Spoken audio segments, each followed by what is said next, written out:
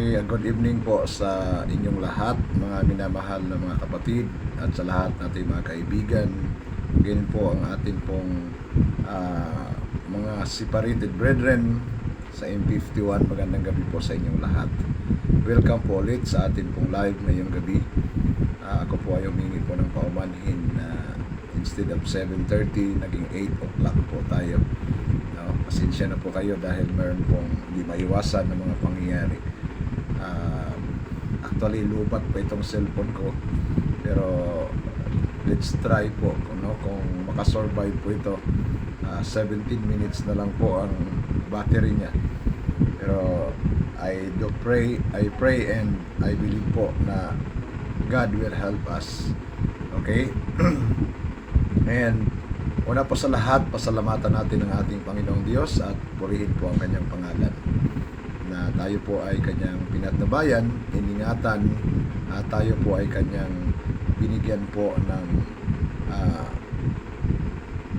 pagkakataon na muli po tayong magsama-sama dito po sa ating programa sa Facebook. Okay, welcome po ang lahat at sa ating pong pagsisimula, tayo po ay manalangin. Dakila po naming Ama, ng tahanan niyo po nasa mga langit, in the name of Jesus, ako po ay lumalapit po sa inyo at nagpapasalamat po na sa lahat sa inyo pong pag-iingat sa amin sa buong maghapon. Salamat po sa marami ninyong mga pagpapala, sa inyong kapayapaan at ganyan po sa opportunity na ito na pinagkaloob niyo po sa amin ngayong gabi upang amin pong ipagpapatuloy ang pag-aaral tungkol po sa parallel between the rebellion that happened in the time of Moses and the rebellion that happened in the General Conference session in 1951. We ask your Holy Spirit, Father, to be with us, to open our hearts and minds upang maintindihan po namin ang mga bagay-bagay na ito. Makita po namin ang katotohanan at suportahan po namin ang katotohanan. Magpasako po kami sa inyong banal na kalooban. Tulungan niyo po kami na bago po mahuli ang lahat ng inyong pong mga tapat na mga anak ay magkaisa sa nag-iisang katawan ni Kristo na ito po ang inyong iglesia. Tinanyahan po namin ang inyong pong kapayapaan na sumaamin po ngayong gabi. Pagpalain po ang lahat ng mga manonood ngayong gabi at mga manonood pa lang kasama po ng kanilang mga pamilya. At sa gabi nito, Panginoon, gamitin niyo rin po ako bilang inyong tagapagsalita, bilang inyong instrumento upang ipahayag po ang katotohanan tungkol po sa kasaysayan. At patawad po kung saan niyo po ako nasumpong nagkulang at nagkasala. Ito po ang aming samot dalangin sa banal na pangalan ng aming Panginoong Jesus. Amen. Welcome po ulit kayong lahat, mga minamahal na mga kaibigan, sa ating programa dito po sa Facebook. Ito po ang inyong kapatid, Brother Nestor Maniago. Okay? Sa kagabi po ay naipagpatuloy po natin ang pagtatalakay po sa mahalagang mga information bilang tugon doon po sa aligasyon ng M51 ministers o minister in the person of Peter Kayong Kayuhin. Hindi naman po ito personalan, kundi ito po ay sagot lang po sa kanya pong mga aligasyon na ang totoong rebellion po ay ang presidente, ang vice-presidente, ang chairman. Yan po. O in short po is ang IMS. Pero nakita nyo na po sa inumpisahan po natin na parallel between the rebellion in the time of Israel, sa time ni Moses, and in the time of the General Conference session in 1951. So nakita nyo po mga kapatid, sana napanood nyo po yung mga nakaraang video po natin. Sa video number 3 po yata nag-start tayo sa parallel. Yung sabihin ng parallel po, pagkaparihas.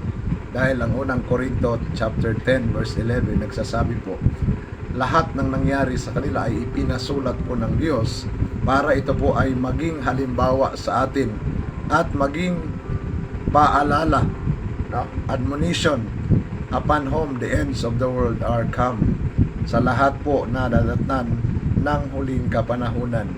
Ang history po ng Israel ay ipinasulat po ng ating Panginoong Diyos para maging halimbawa po sa atin. So kung halimbawa po sa atin po mga kapatid, ibig sabihin, no, ang nangyari po sa kanila ay mangyayari din po sa atin, no, sa ating kapanahunan. Kaya makikita natin na parihas talaga yung kasaysayan. Kung noon may nag-apostasy sa ating panahon sa Laodicea, may nag-apostasy din po. Kung noon may nag-rebellion, mayroon din pong nag-rebellion sa ating kapanahonan ngayon. Kaya lang nga po natatawa po yung ibang mga kapatid natin, no? Dahil sa kanila pong narinig po na sagot, no, ni ng ISDAR minister, ay ipinakita niya sa kanyang sagot po na ang totoong nagrebelde laban sa sekretary ay ang presidente. For the first time po nakarinig po ako ng ganong paliwanag, no? Para daw nagrebelde daw ang presidente, ang vice presidente at ang chairman to overthrow o alisin daw ang religious and administrative authority ng secretary. For the first time, saan kayang bansa nangyari na ang presidente ang siyang nag-rebellion laban sa secretary? Dahil alam naman natin po ang definition ng rebellion po. Ang ibig sabihin po ng rebellion is against higher authority. May nabasa pa ko ng dictionary po, ang rebellion po is an organized attempt to overthrow a legal authority. Yan po ang ibig sabihin ng rebellion, legal authority. So, wala pong rebellion na nag-start sa taas pababa. Ang presidente, magre-rebellion siya sa kanyang sekretary. Ihigitan pa ba niya, aagawin niya ang pagkasekretary? Imposible pong magawa po yan ng presidente. So, nakita po ninyo po mga kapatid, sa ating presentation is balance po. Hindi po ito one-sided, no? Balance po. Binasa ko po nung third, yung mula po sa simula, binasa ko yung sagot ng isang minister po ng ISDARM sa aking katanungan, at ito po ang basihan ng aking presentasyon. Sabi niya, ang una is ang chairman ang nag-rebellion. So pinakita ko po na walang rebellion na ginawa ang chairman doon pa lang po sa part 1 ng aking live. No, wala po. At ipinakita ko din po doon mga kapatid kung paanong naging rebellion si Nicolisi at ang kanyang mga kasamaan. Doon po, panoorin niyo po yung part 1. Na doon po napakaliwanag po, binasa ko mismo sa minutes. At ang basihan din po ng aking presentasyon na rebellion po ang 11 delegates ay ang comments mismo, ang sinabi mismo ng ISDAR minister, no? Siya mismo, doon ko kinuha sa kanyang salita mismo na kapag ginontra po ang voice of God, no, sa General Conference in session, yan po ay rebellion. At hindi lang po yung rebellion sa tao, kundi rebellion po sa Panginoon. Mababasa din po yan sa Testimonies for the Church, Volume 3, 492. Yan po yung reference niya, no, yung ISDAR minister. Okay, so, kaya nung part 2, continuation po yun sa rebellion, then sa part 3, inumpisahan ko na po yung parallel. Kaya sa parallel po makikita natin na parihas talaga po ang nangyari noon at nangyari ngayon, no, sa ating kapanahunan. Okay?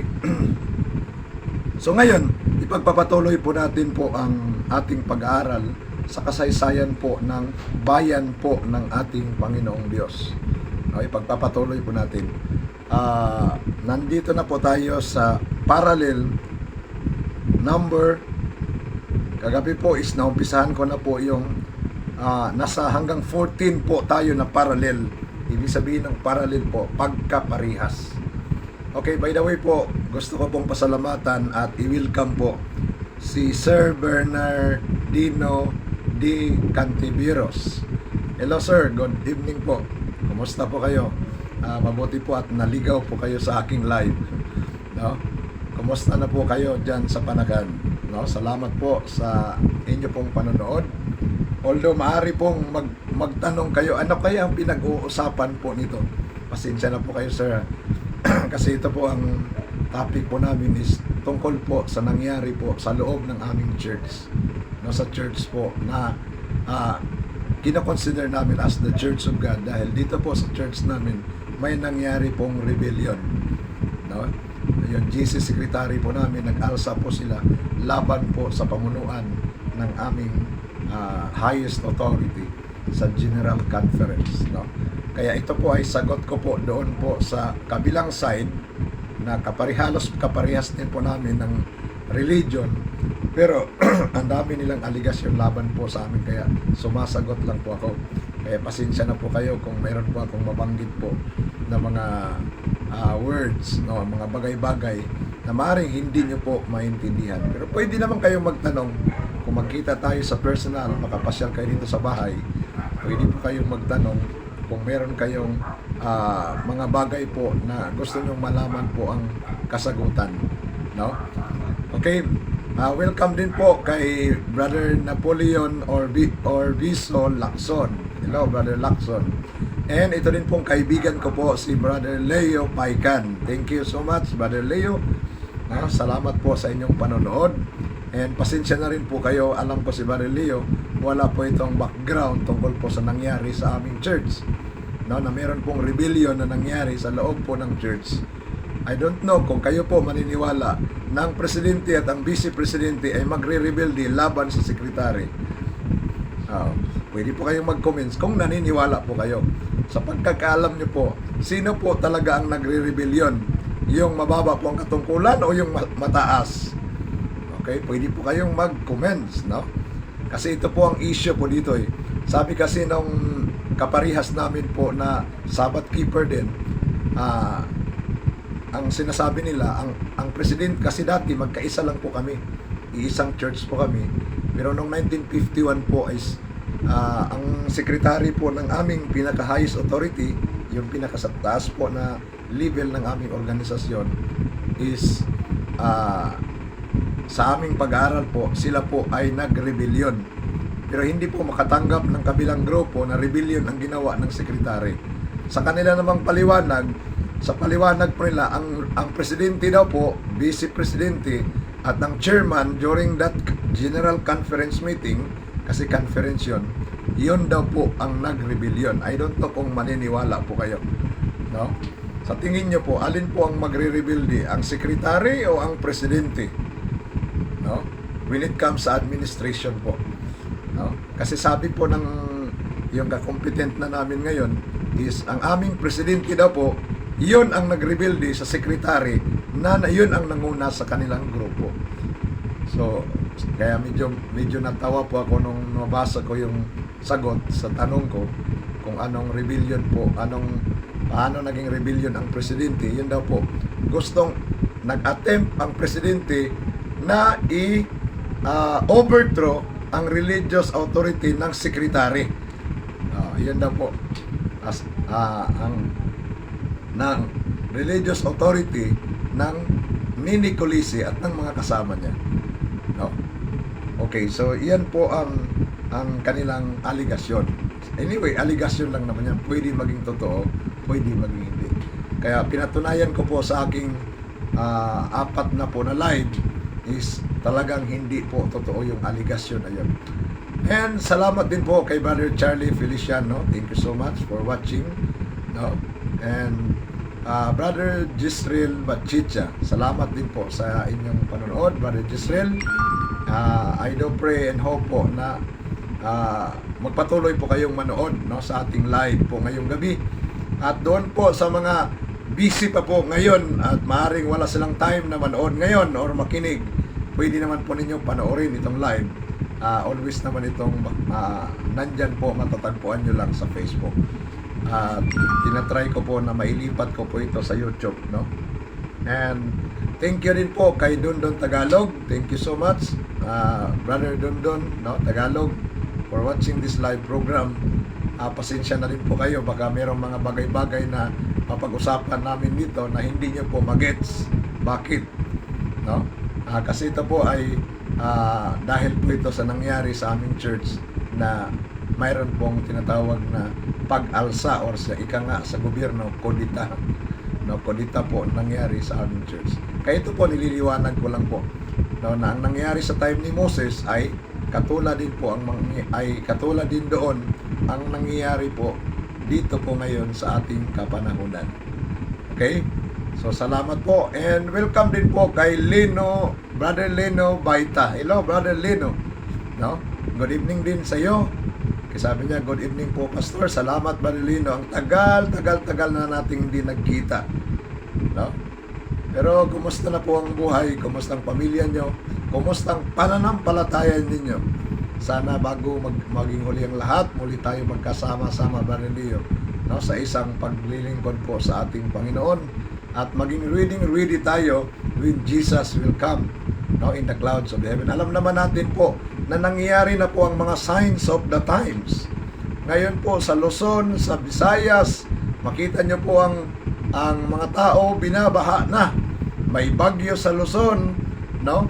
Nakita ko rin po sa Facebook, sa parting Canada, sa Toronto, sa kung saan parte pa yun sa Canada, binabaha po din sila. Sa China, binabaha din, grabe.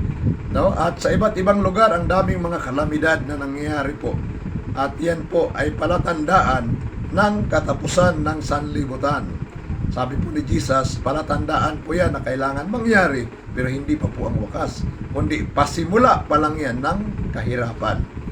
No, kaya sana magising po tayo, no? Sana magkaroon tayo ng interest sa mga spiritual na mga bagay habang nangyayari po ang mga signs of the times.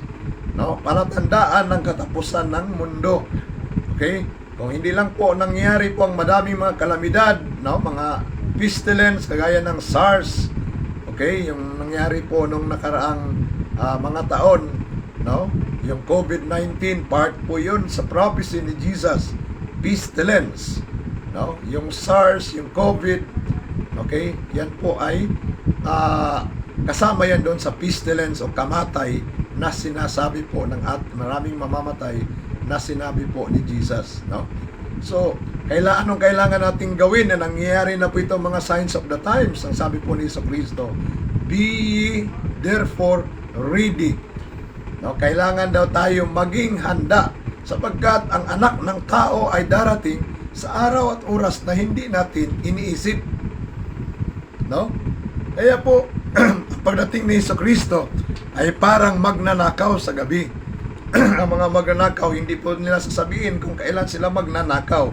Ganon din po sa pagdating ni Jesus. Hindi niya sinabi, anong taon, anong pizza, hindi niya po sinabi. Para po, ang lahat po ay masurprise. No?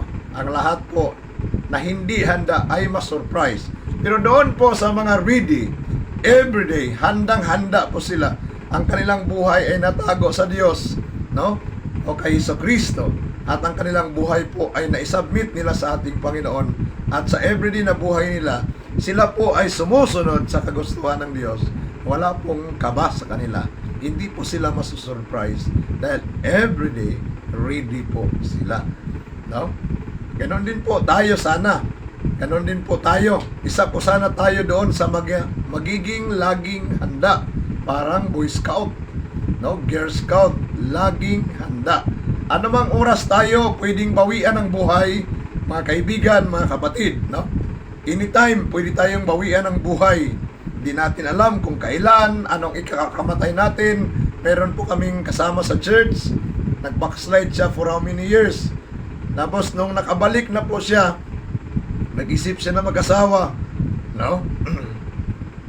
Nag-isip siya na mag-asawa, meron na siyang nagustuhan. Bumisita lang siya doon sa kanyang dating pamilya kasi balo siya, no?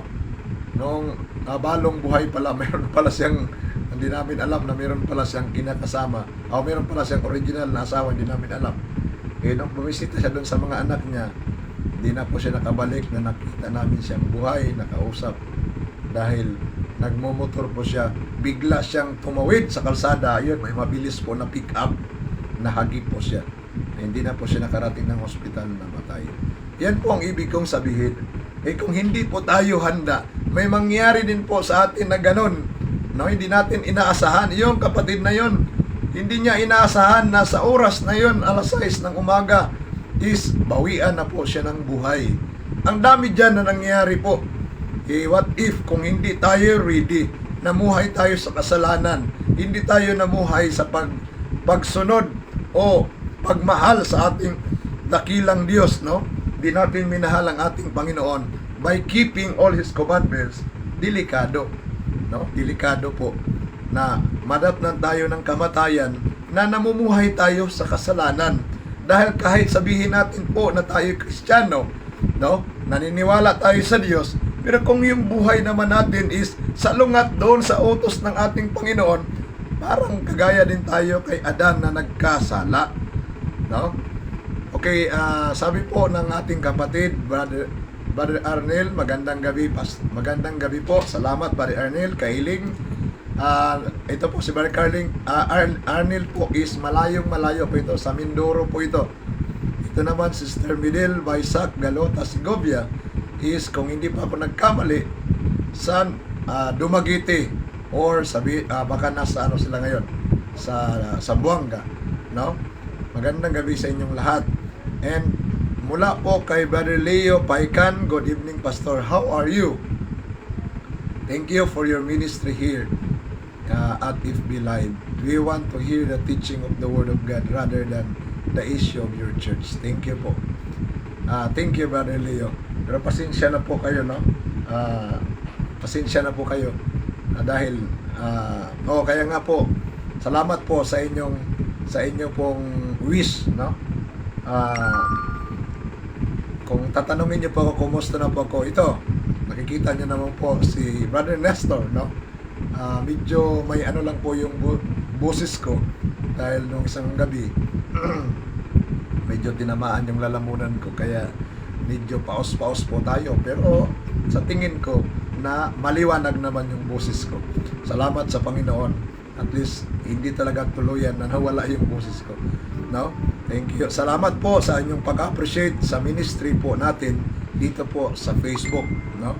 And salamat po sa inyong interest to hear the teaching of the Word of God, no? Rather than the issues of our church. Thank you po, no? Pero ngayon i-grab muna natin ang opportunity bago ko po ituloy ito po, Brother Leo. Ang aming pinag-aaralan is yung parallel between the history of ancient Israel's rebellion sa time na nangyari po sa panahon ni Moses. I don't know kung nabasa mo na yan, yung rebellion of Korah, Dathan, and Abiram. Yun po yung pag-aaralan natin ngayong gabi. Nasa 15 parallel na po ako. At least mayroon po kayong konti po na maintindihan. Pero bago po yan, gusto ko munang i-grab itong opportunity, no? Yung sinasabi nyo po, yung wish nyo. So, gusto ko lang pong maunawaan po natin sa tulong po ng banal na Espiritu ng ating Panginoong Diyos, na alam nyo po, kahit gaano po na tayo nag-aangkin na tayo po ay ligtas na, tayo po ay saved na dahil sa dugo ni Jesucristo, no? Naniniwala tayo na si Jesucristo ang ating Panginoon. Siya ang ating tagapagligtas na namatay para sa ating kasalanan. Sa John chapter 3 verse 16, alam din natin yan na minahal ng Diyos ang buong sanlibutan, na ibinigay niya ang kanyang bugtong na anak.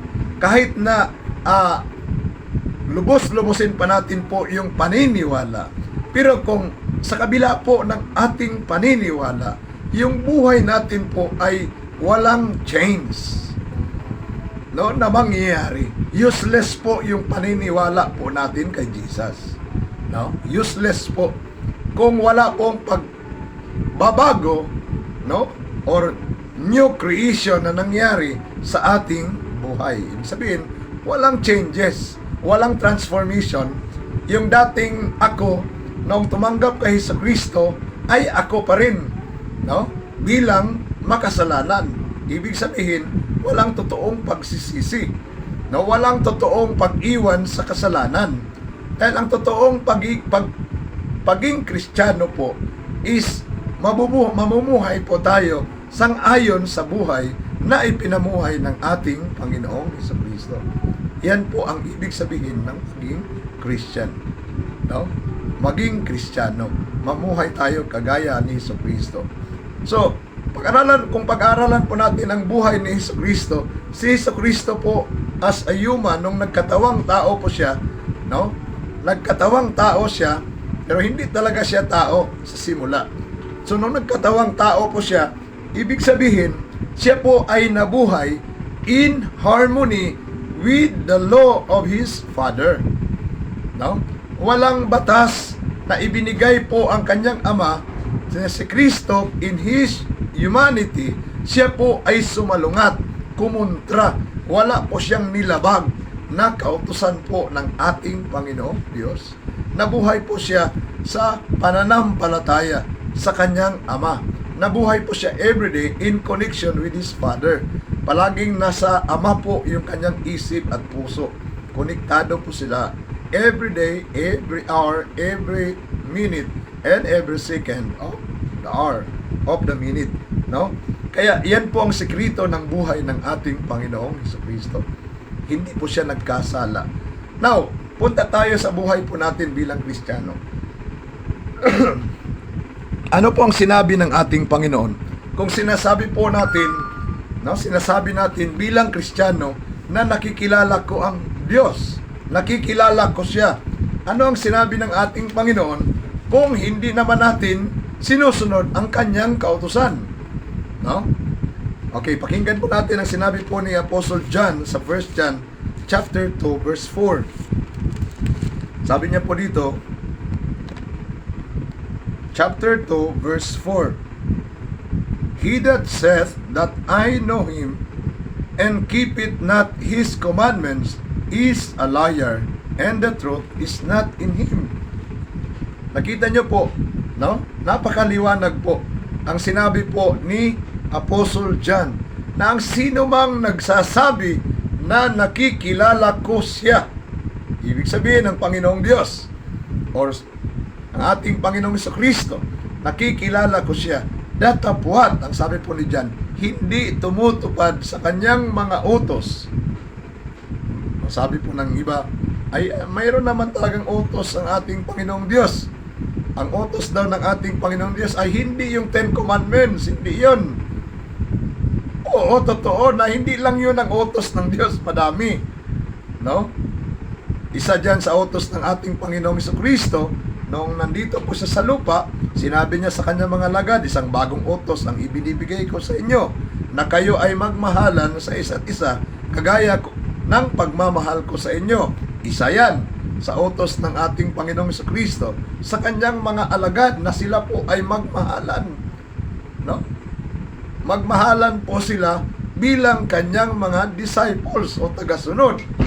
Isa pang utos ng ating Panginoong Jesucristo, sabi niya noon, narinig ninyo na mamahalin nyo ang inyong kapitbahay, no?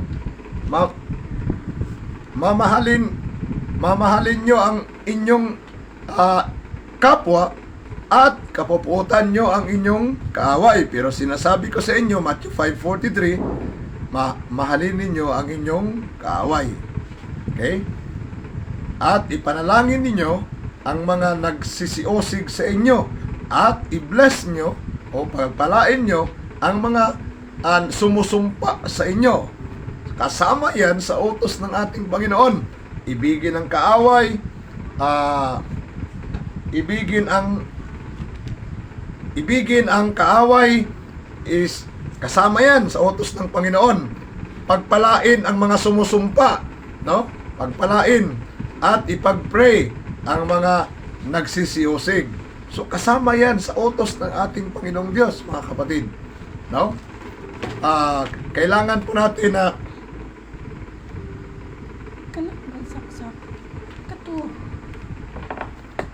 okay, sandali lang pa, may interruption lang tayo.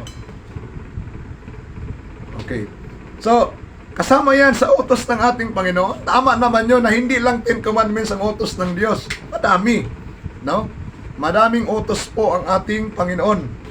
Madidli. Walang patay. Ano ba yan?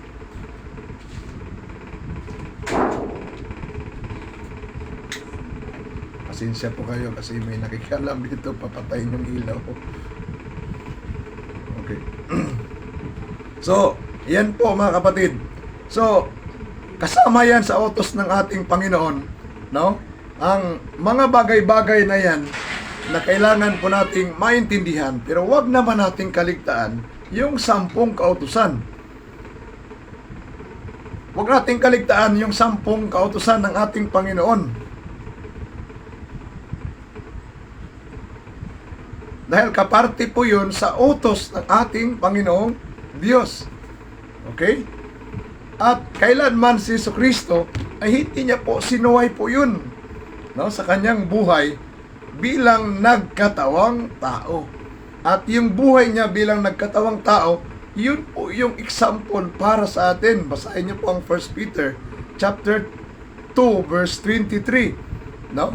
Na si Kristo na nagbata ng dahil sa atin at iniwanan tayo ng isang halimbawa, no? Na tayo'y lumakad, no? Ito po, 1 Peter chapter 2 verse 23. Anong sabi po ni Apostol Pablo po rito? Apostol John, Apostol Peter 2:20. 2 Peter pala. 1 Peter. Sorry, 2 Peter pala yung nabasa ko. 2:23. For even here unto where ye called, because Christ also suffered for us, leaving us an example, no? Leaving us an example that ye should follow His steps. So ito po yung buhay, no? Isang halimbawa po na iniwan po sa atin. Kaya kung paano po si Kristo sa kanyang human nature, lumakad po siya sa paglakad po sa kagustuhan ng kanyang Ama na nasa langit. Gayon din po tayo. 1 John chapter 2 verse 6. Sabi po ni John, balik tayo sa sinabi po ni John, He that saith he abideth in him ought himself also to walk even as he walked.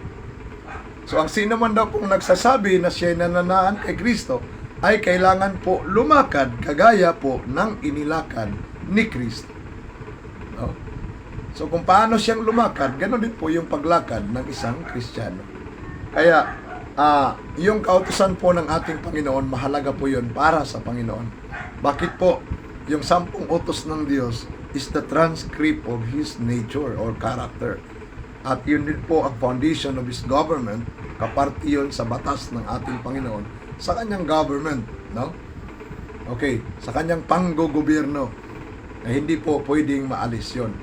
Kaya, sana po mga kapatid, tulungan tayo ng ating Panginoon at ipag-pray po natin sa Panginoon na yung kautusan na yun ng ating Panginoon ay mabigyan po natin ng importansya, no, sa ating buhay. And sabi nga po sa Matthew chapter 5 verse 19, ang sino mang tao na lumalabag sa kautusan ng Diyos at ituro ng gayon sa mga tao ay tatawagin siyang kaliit-liitan sa kaharian. Ngunit ang sino mang gumaganap at ituro ng gayon sa mga tao ay tatawaging dakila sa kaharian ng Diyos. Kaya dalawa po ang pagpipilian natin, either yung kaliit-liitan, tatawagin pong kaliit-liitan sa kaharian.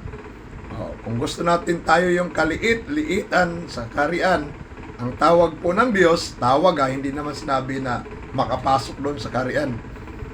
Ang tatawagin na po ng kaliit-liitan sa kaharian, yun po yung sumusuway at ituturo ang ganun ding pagsuway. Pero kung gusto nating maging dakila, tatawagin tayong dakila sa kaharian ng langit. So, gaganapin po natin ang kautusan po ng Diyos, no? At ituturo doon din natin ng gayon sa mga tao.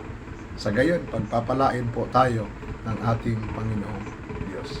Kaparte po yan sa preparasyon natin.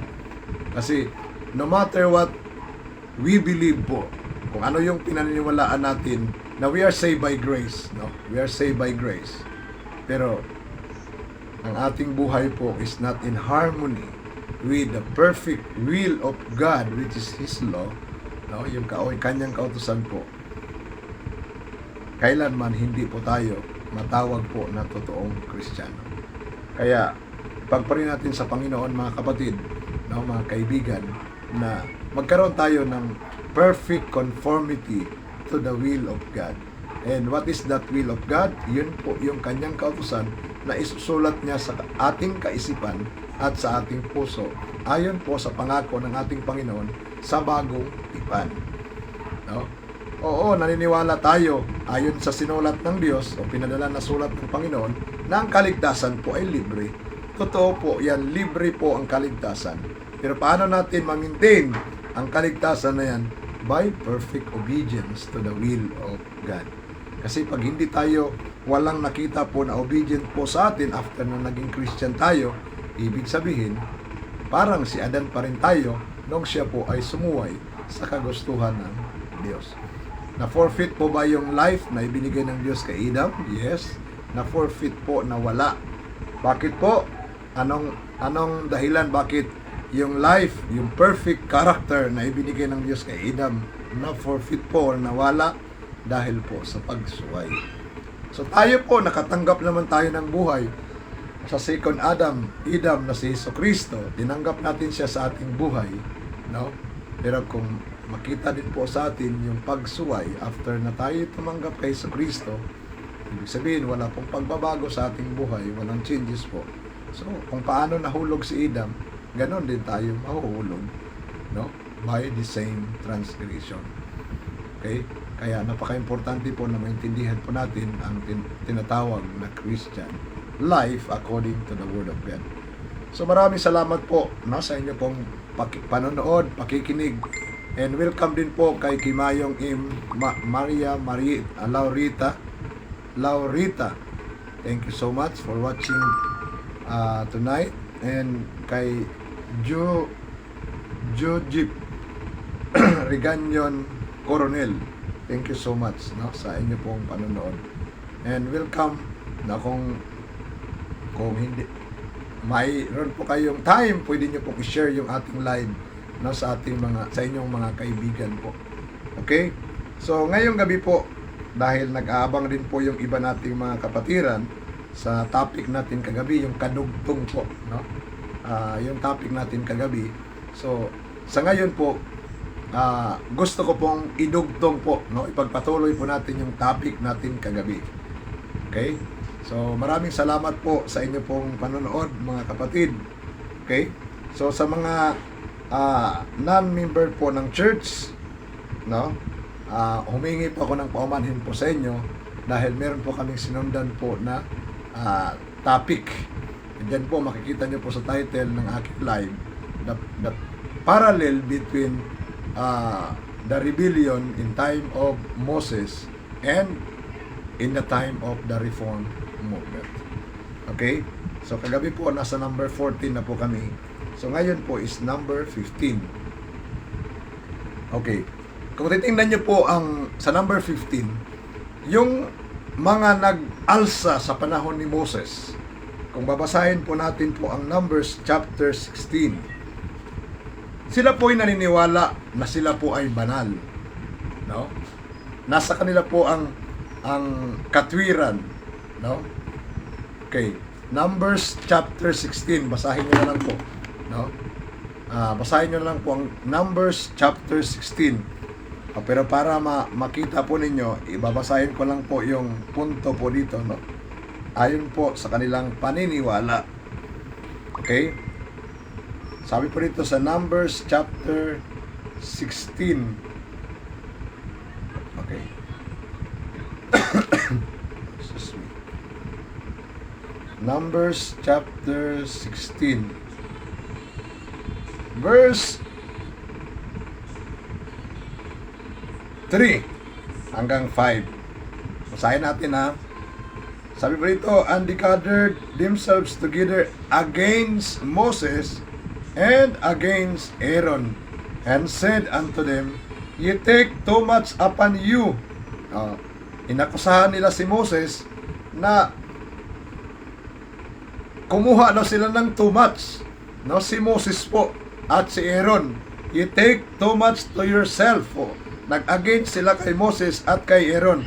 At kanilang inaccuse si Moses and Aaron that they take too much upon you. Sabi nila, seeing all the congregation are holy. No? So, nakita ninyo na ang buong kongregasyon ay banal. So naniniwala po sila na sila po ay perfect or banal, no, sa kanilang sariling estimation. Mga tao po sila na maprinsipyo, banal. Okay? Hindi natin alam kung gaano po katotoo, only God knows. No? Siya lang po ang nakakaalam sa kanila. Okay, welcome din pala kay Brother Robert Tihada. Thank you so much po. And kay Ovla Sitnom Bridge. Welcome din, no? Sa ating live po ngayong gabi.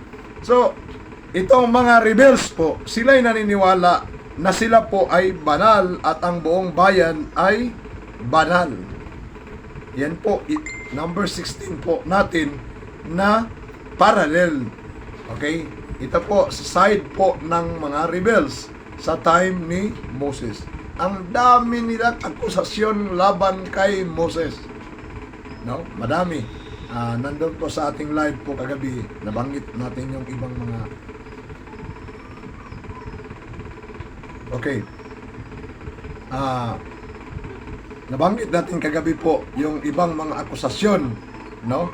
Laban po kay Moses and kay Aaron. Kaya pwede nyo pong i-review yung live natin kagabi, part 4 po yun ng ating live. Okay, so ganun din po sa atin pong kapanahunan ngayon, no? Ang mga nag-rebelde din po sa time noong 1951, the part of the 11 delegates, no? Sila po ay naniniwala na they are in the right, no? Na sila po ay tumatayo sa tama, and they are the same with the claim of the rebels in sa panahon po ni Moses, na parang lumalabas po na sila po ay walang pagkakamali. Inakusahan nilang mga leaders po natin na sila ang may dahilan kung bakit may mga mali-mali, no? Ang dami nilang akusasyon laban po, mga problema ay kanilang sinisisi doon po sa mga leaders, lalong-lalo na po kay Kossel and kay Mueller, no? Okay, lahat i-charge nila sa leaders, and they wanted to greatly improve the administration of the reform movement, and they wanted also to restore the principles, dahil nga po nakita nila na meron pong mga mali-mali, dahil ibig sabihin sila po ay nasa tama, no? Wala silang kamalian, kaya lahat isinisisi nila doon sa mga leaders. Okay, saan po natin yan mababasa? Tingnan nyo po yung kanilang declaration na laman po ay 20 points. Nandoon po yun, nakasulat lahat, no? Kaya yan po ang ika-number 15 po na parallel. Okay, number 16 po na parallel. The rebels separated themselves, and Moses called them, but they said, "We will not come up." Okay? So, yung sina Dathan, Abiram, mga supporter po ni Korah, no? Itong mga nagrebelde po kasama ni Korah, okay? Pinatawag sila ni Moses para humarap sa kanila. But ang sagot po ng mga nag-rebellion is, "We will not come up." Numbers chapter 16 verse 12, no? Pinatawag sila after na nagpakita na sila ng open rebellion, no? Pinatawag po sila ni Moses. Pero ang sagot po ni Dathan, Abiram, "We will not come up." Hindi po kami pupunta. Okay? Kaya yan po, no, yung nangyari sa time ni Moses. Okay? Makita natin po dyan sa history na yan na ang Diyos po sa langit ay hindi po nasiyahan, no, sa mga actions na ginawa ng mga taong ito, sapagkat grabe talaga ang kanilang pagkontra kay Moses at kay Aaron. Inakusahan nila kung ano-ano na lang na akusasyon. Okay. So, ngayon, sa time din po ng sa ating kapanahunan, doon po sa 1951 crisis.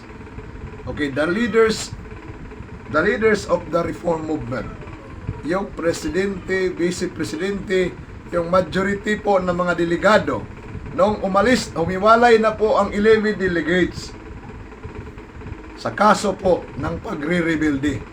No?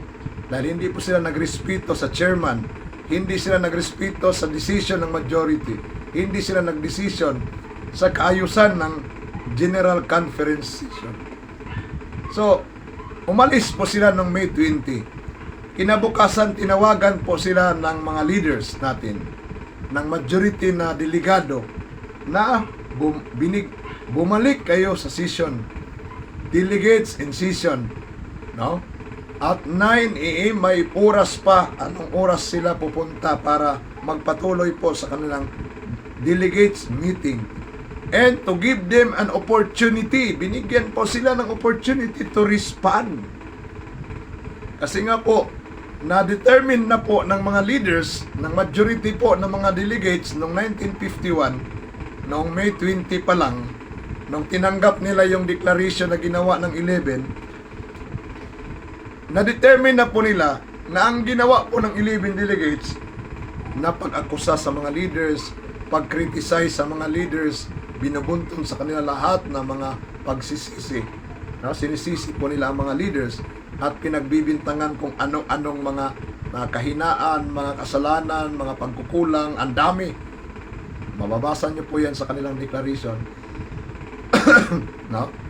Ngayon, siyempre, nakaalis sila ng May 20, nagkaroon na rin sila ng separate meeting sa kanilang mga sarili, 11 delegates, ang naiwan 14.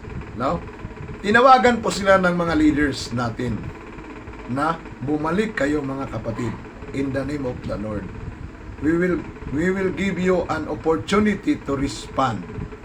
Sabi naman po ng mga komento po na leader po ng rebellion sa ating panahon ngayon. Ano pa mang purpose, bakit sila pinapapunta doon sa GC session? Ano pa daw ang layunin? No, para lang marinig nila yung sentensya? Hindi po. Negative side yan. Kung binigyan lang sana nila ng importansya yung imbitasyon ng chairman, ng presidente, ng vice presidente, ng majority ng mga delegado na bumalik sila, yung mga umalis, bumalik sila. Kung bumalik sila, binigyan po sila ng time to respond.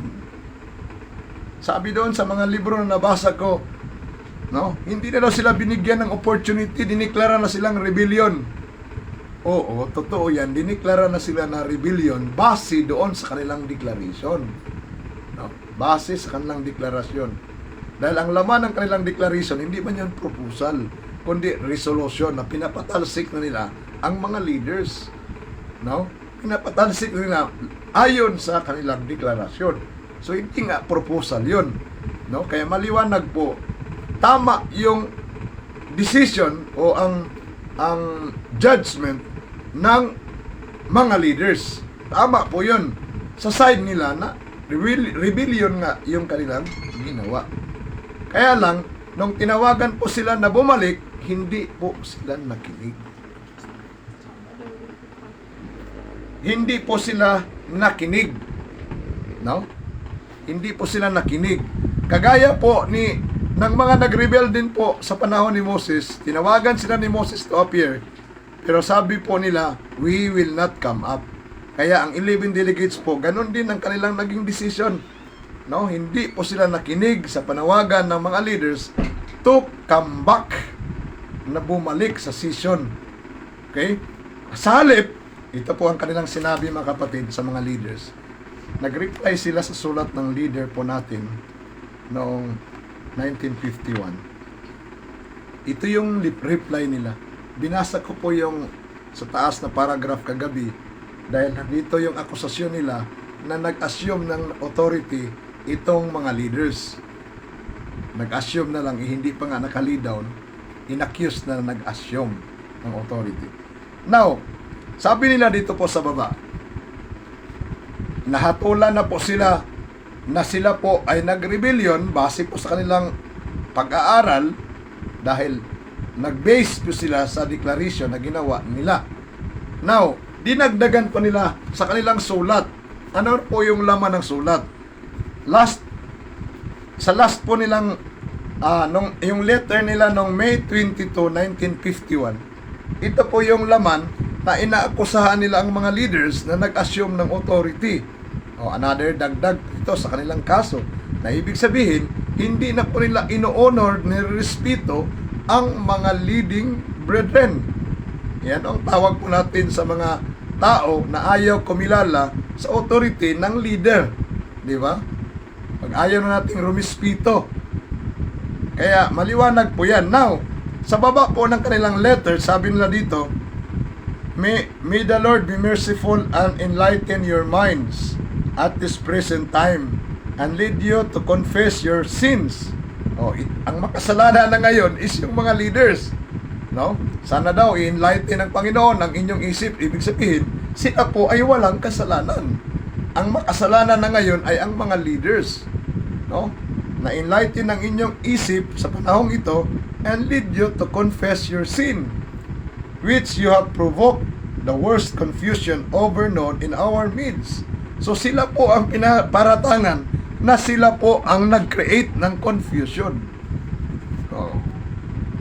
Wala pong kaibahan dito sa time ni Moses. Ganon din po yung akusasyon ng mga nag-rebellion. Nag-cause po ng kaguluhan ay ang mga leaders sa kanilang panahon, si Moses and si Aaron. Yung exclusion nila sa Canaan, bakit hindi sila nakapasok? Dahil yan sa kay Moses mismanagement. So, ngayon, anong sabi nila dito? We fully believe that we stand for the right. Naniniwala daw po sila na sila ay excuse me po, na sila ay tumatayo sa tama. No? Yun ang kanilang paniniwala ng lubusan.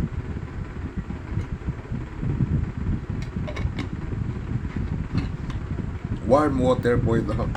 Salamat po. So we fully believe that we stand for the right. No? And are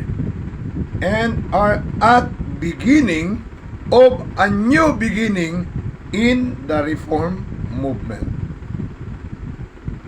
So, sabi nila sa last part po ng kanilang letter, o second to the last paragraph ng kanilang letter, no?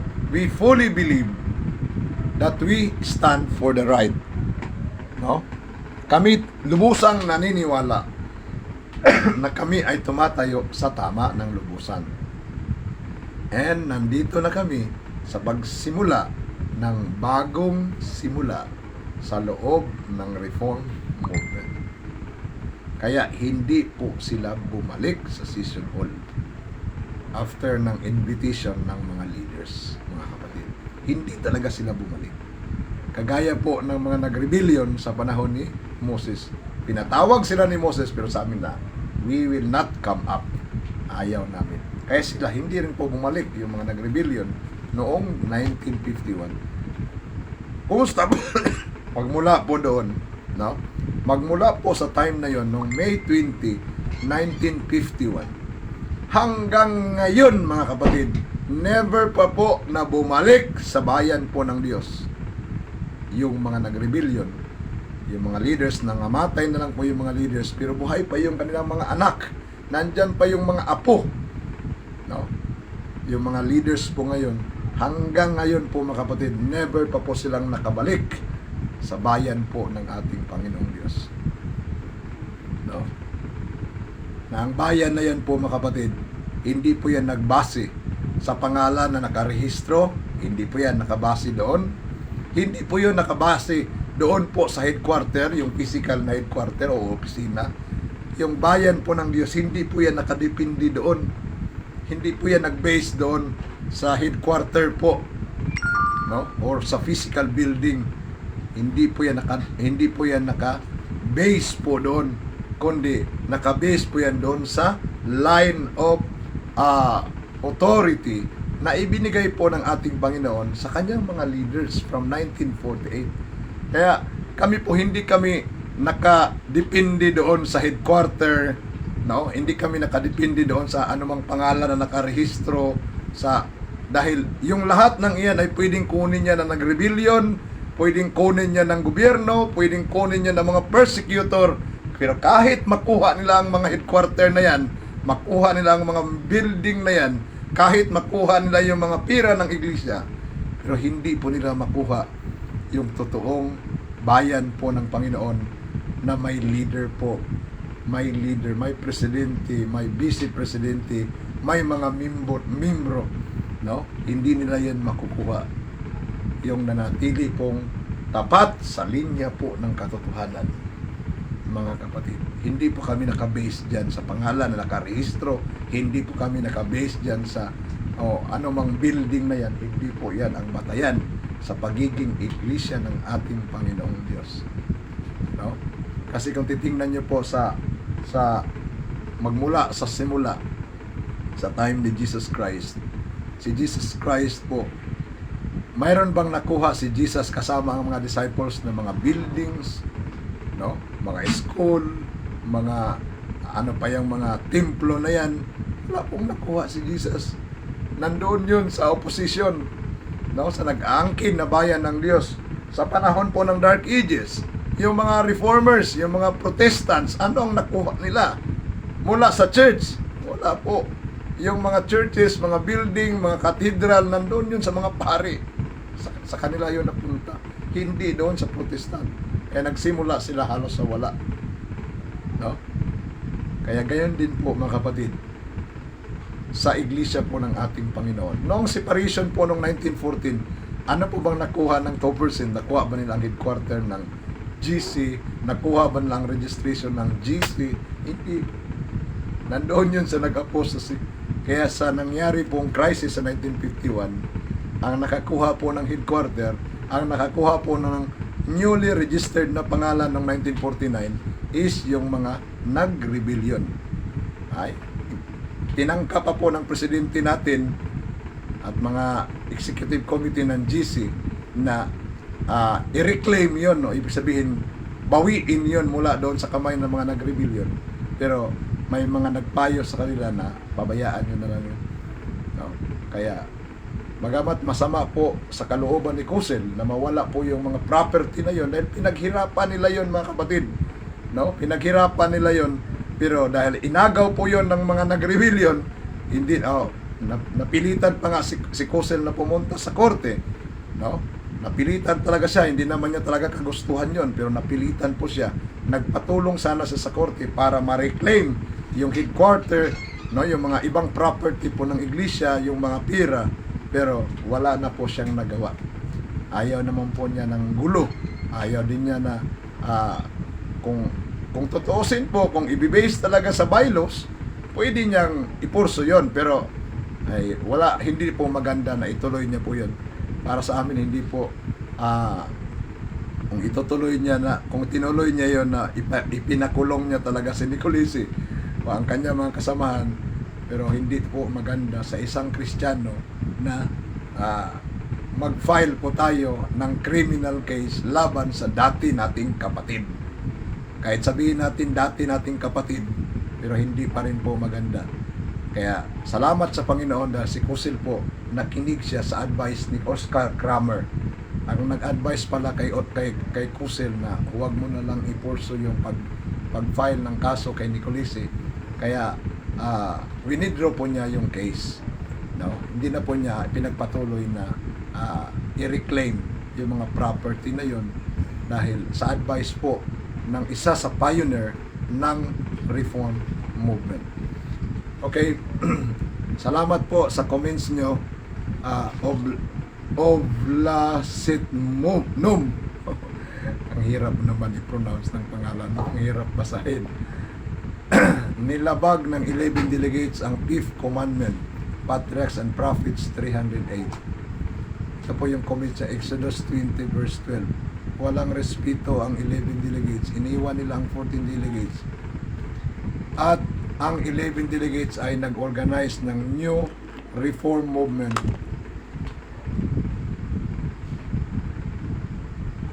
Nag-organize ng New Reform Movement at ang nangyari, halos kapamilya lang sila. Salamat po sa inyong comments, no? Anyway, ako po'y naniniwala na yun talaga ang ginawa o nagawa ng 11 delegates. Nilabag nila no, ang ikalimang utos. Ang akala po nila is ang ikalimang utos is para lang yun sa mama at papa.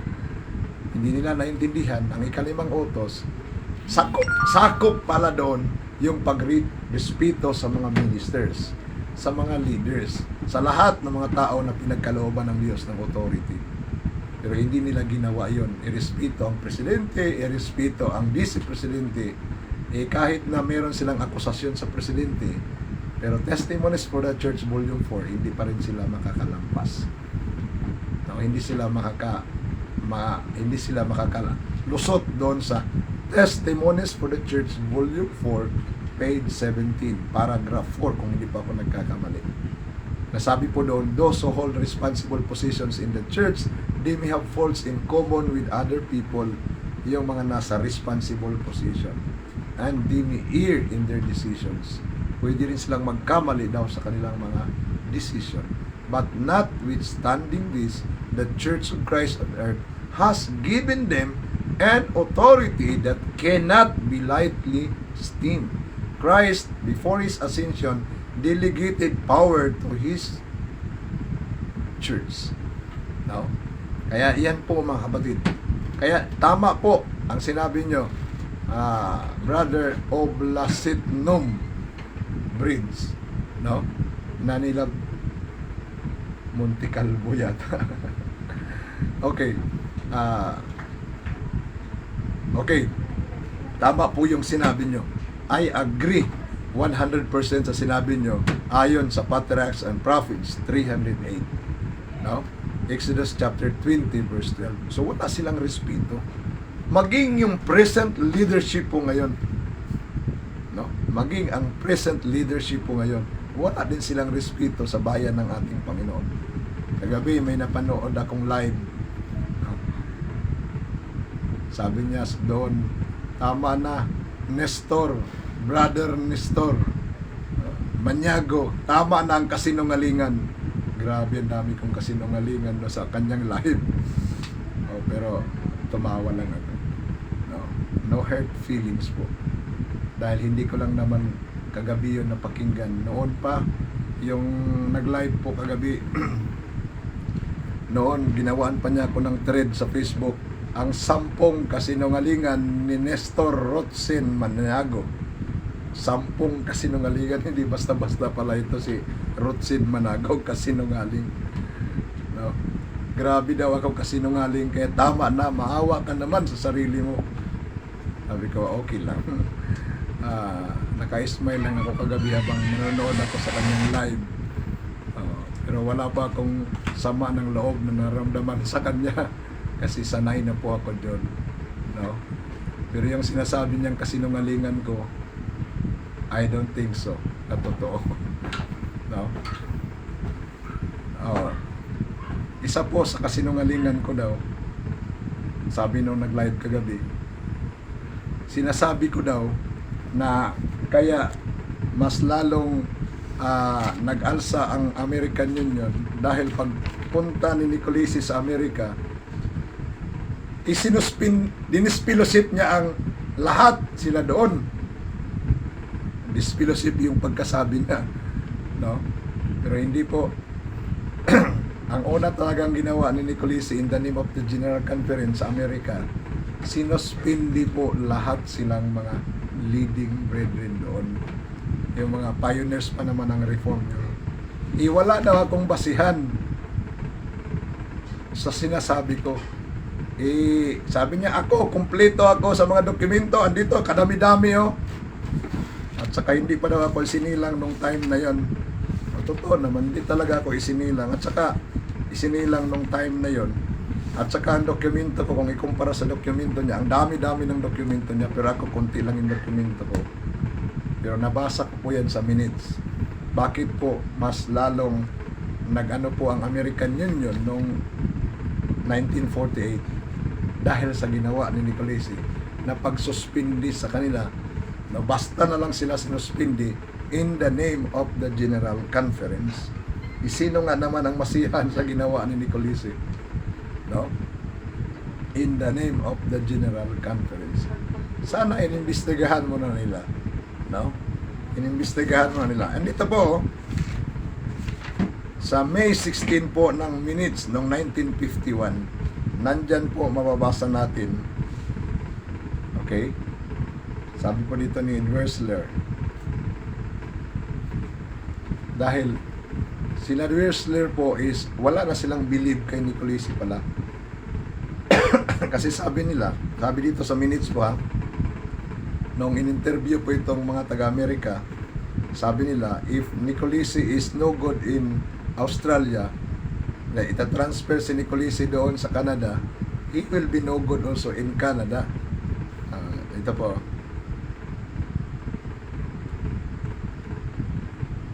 Yan.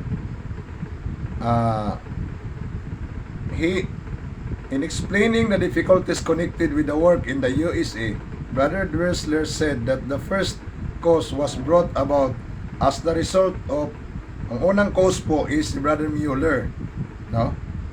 And his visit to their field.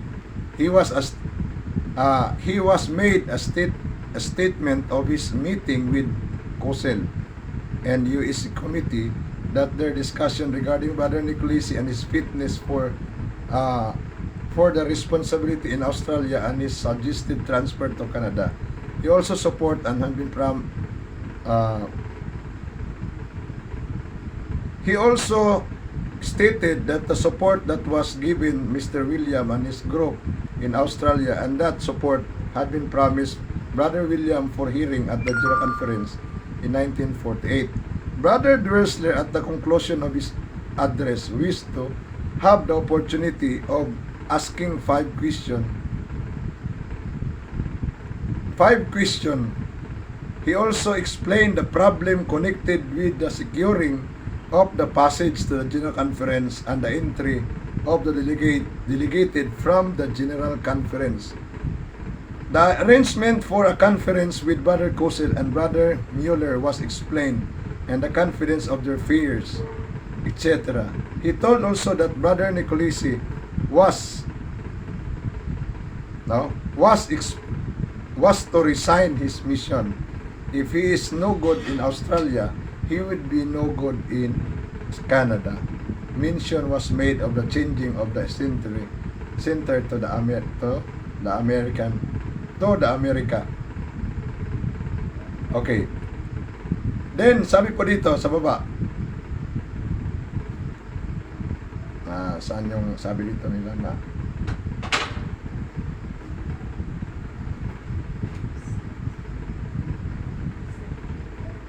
Ayan, sabi po dito. And how that Brother Nicolisi was not invited to the country by the Committee of the USA for the Workers, but by some others in the country.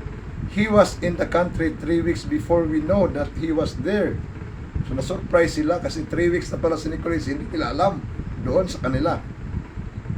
He explained how that Brother Nicolisi suspended them from their office in the name of the General Conference. Ito po ito sa minutes po. He explained kung paano daw sila sinuspindi ni Nicolisi, no? In the name of the General Conference, and then he told them some of the details of the conference that followed and the circular letters. At this point, Brother Dressler again said that he thought that the General Conference is corrupt and change should be made at once. Kaya, nung sinuspindi po sila in the name of the General Conference, no? Yun, naisip po ni Dressler na ang GC po ay corrupt. No? Ano kaya ang ginawa nila? Bakit? Basta na lang nila sinuspindi. Ayun, sina Dressler po, sina Kramer, mga pioneers yun, kasama yun doon sa 2% na dinisfellowship ng SDA ng mga leaders noong 1914. No? Basta-basta na lang nilang dinisfellowship. O una, sinuspindi mo na. And noong 1949, pinadalahan na talaga sila ng letter na they are dissolved. And ang mga ministers, 3 yung ministers yata na nakalagay doon, na sila po ay talagang dinisfellowship. No? Andito ko rin po nabasa na ang pinakauna pa lang nag-pronounce ng American Union ay rebellion ay si Adam Sack mismo.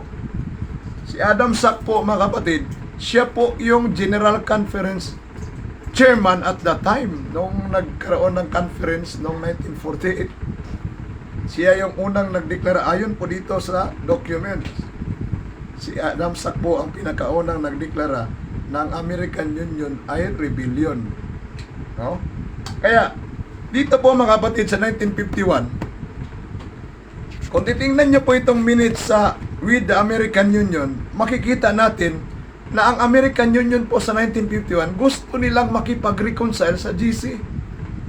Ito po, sa pagsisimula po ng meeting noong May 16, ito po, in harmony with the decision of the General Conference delegation to give a hearing to Messrs. Adam Sack, Dressler, Kramer, Rafael, and Charles, May 7, kanilang na-desisyonan po yan. Doon po na bibigyan po ng time ng hearing itong American Union. Kaya po, mga kapatid, itong American Union na palaging inuulit-ulit ng M51 na rebellion, makikita natin na noong 1951 pala may symptoms na or may sign na gusto na ito silang magbalik loob sa bayan ng Diyos. Ito po, no? 6 minutes of 9 minutes at the back.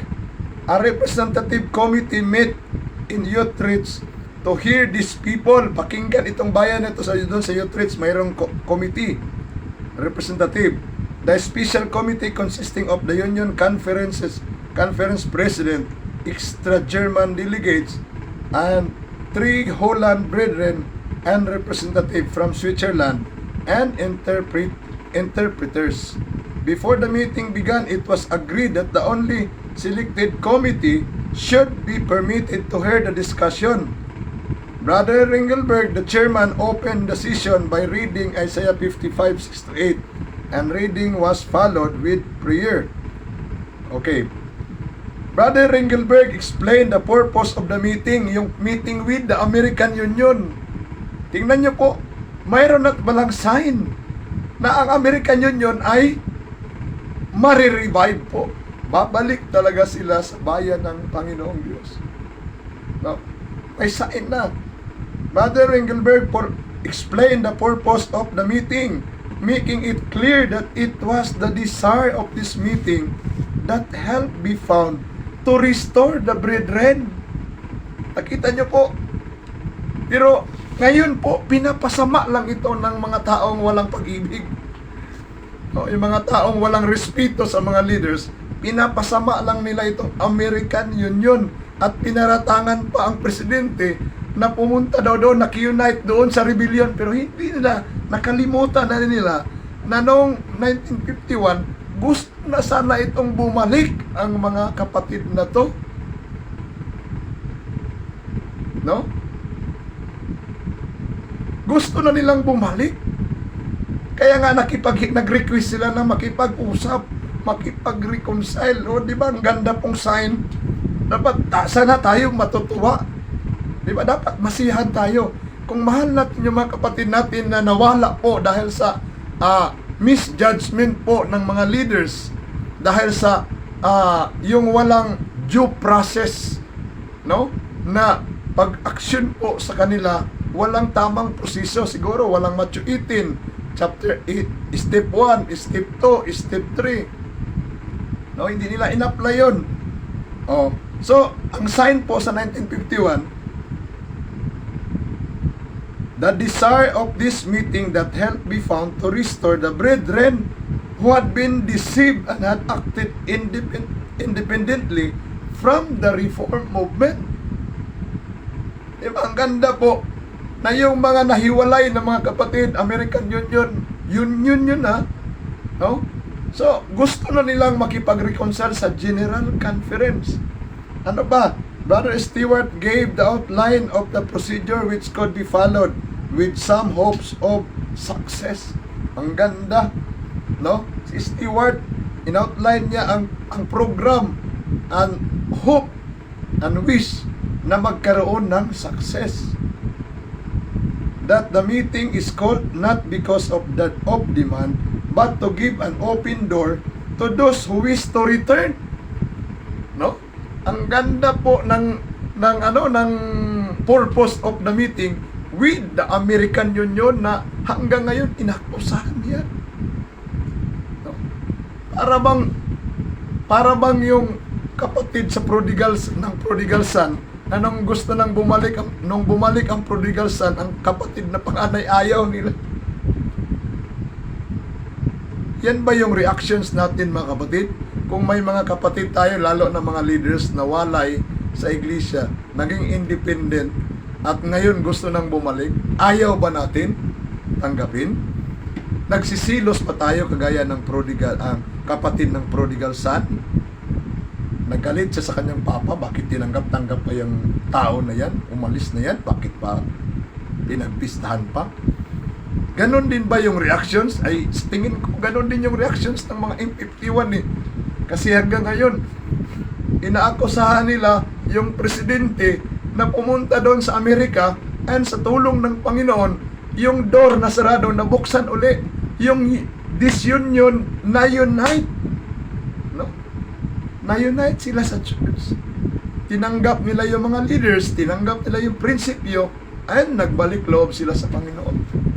Ngayon nga, ang presidente ng American Union na yan, kung hindi ako nagkamali, ay isang Pilipino, si Brother Joel Barnedo. Praise the Lord, na nakabalik ang American Union. Yung umalis noong 1948, 1949, 1950, 1951, wala sila sa loob ng church dahil sa kasong rebellion. Dahil talagang nag-against talaga sila sa mga leaders. No? Pero, salamat sa Panginoon dahil sila po ay nakabalik na. Hindi lang nangyari noong 1951, hindi sila nakabalik dahil sa mga nangyari. Oh, ang ganda pa nga ng tanong nila dito sa hearing po.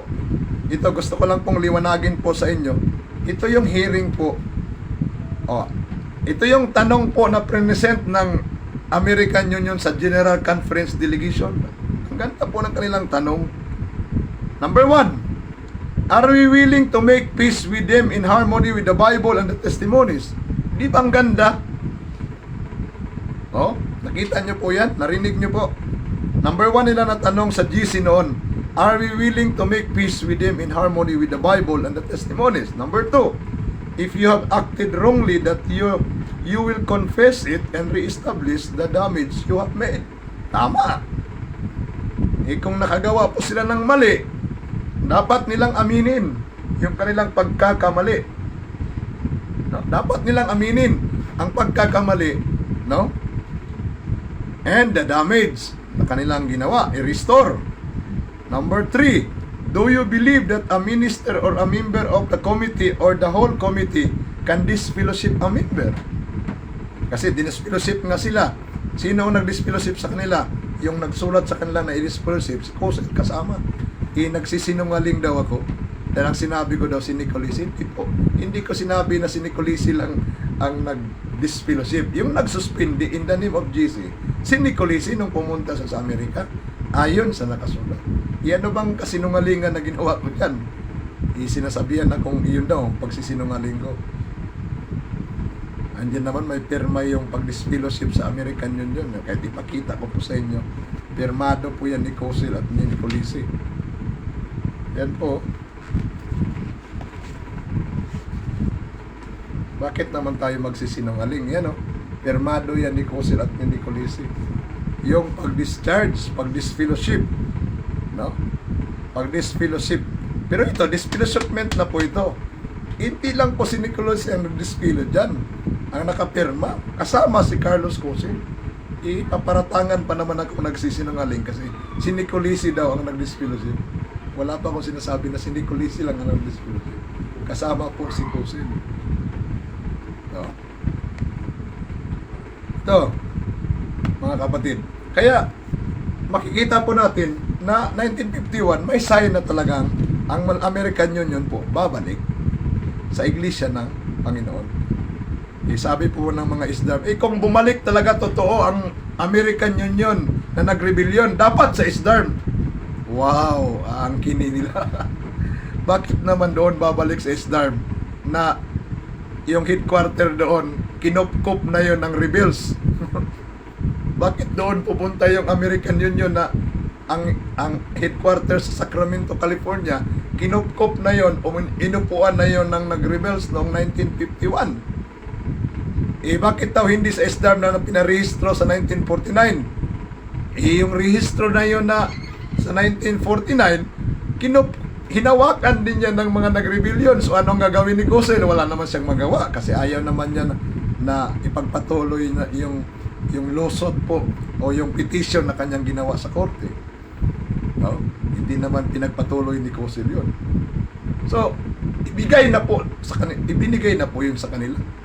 Pero it doesn't mean po na dahil nakuha nilang headquarters sa California, sa Sacramento, California, nakuha nila yung pinarehistro ng bagong pangalan sa Amerika noong 1949, nakuha nila yon. Hindi ibig sabihin dahil nakuha nila yung mga property na yon, inawala na po yung pagka-rebelde nila. Hindi po. Sabi nga ni Brother Peter po sa kanyang sagot sa tanong ko, no, ang comments niya pala doon sa sagot ko sa kanya, sa tanong ko sa kanya, may kapangyarihan ba ang pangalan at rehistro na magiging, pag nakuha yon, magiging iglesia ng Panginoon? Parang ganon yung tanong ko. No? May kapangyarihan ba yon? Hindi po ebidensya ang pangalan, ang rehistro sa pagiging bayan ng Diyos. Sabi niya, naniniwala din kami dyan. O, naniniwala naman pala kayo. Bakit nyo inulit-ulit na yung ISDARM? Naniniwala daw sila. Pero hindi naman pala. Kasi kinukontra din yung sinasabi. Doon pa rin sila nakafocus sa pangalan at saka sa rehistro hanggang ngayon. Nakalimutan nila yung pag-rebelde ng kanilang mga pinuno sa 1951. No? Ang pinaparatangan nila tuloy nga na nag-rebellion, si Carlos Kusel, dahil pumunta daw sa American Union at doon nagpailalim. Yun ang malaking kasinungalingan. Nagpailalim sa American Union. Kahit basahin natin yung agreement po ng American Union at saka ng GC, wala pong ganon na sinasabi na ang presidente nagpailalim sa rebellion. Wala po. Actually, sa 1952, June 6, nangyari po ang tinatawag na reconciliation. Inadmit ng General Conference Executive Committee na nakagawa sila ng shortcomings, mga pagkukulang, pagkakamali sa pag-action sa kanila. Inamin yun ng mga leaders natin dahil nagpadala sila sa masamang, doon sa yung nagpasama sa kanila. No?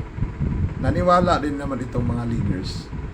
Then, ang American Union naman, humingi din sila ng tawad sa General Conference Executive Committee sa kanilang nagawa. So, naghingi ng tawad ang General Conference Executive Committee, humingi din ng patawad ang taga-American Union sa Executive Committee, kaya nagkapatawaran sila. In short, na-reconcile po sila. What a beautiful events po na nangyari noong June 6, 1952. Pero hindi po ikinatutuwa yan ng mga ISDARM. Sorry to say this po. Hindi sila natuwa doon. Inakusahan nilang presidente na nag-rebellion sa ISDARM kasi umalis daw sa ISDARM. Anong umalis? No? Anong umalis po sa ISDARM? Si Kusel. Siya po ang presidente po ng totoong ISDARM. Siya po ang presidente ng totoong ISDARM na ang buong pangalan po ay IMS ISDARM. ISDARM pa din. No? ISDARM pa din. Umalis daw si Kusel sa ISDARM.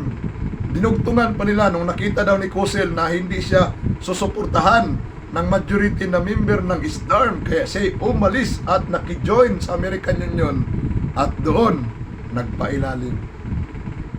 nagpailalim? Yan ba ang nasa declaration? Sa mutual agreement nila? Iyon ang hindi totoo. Nagsisinungaling daw ako. No? Isa pang kasinungalingan ko daw.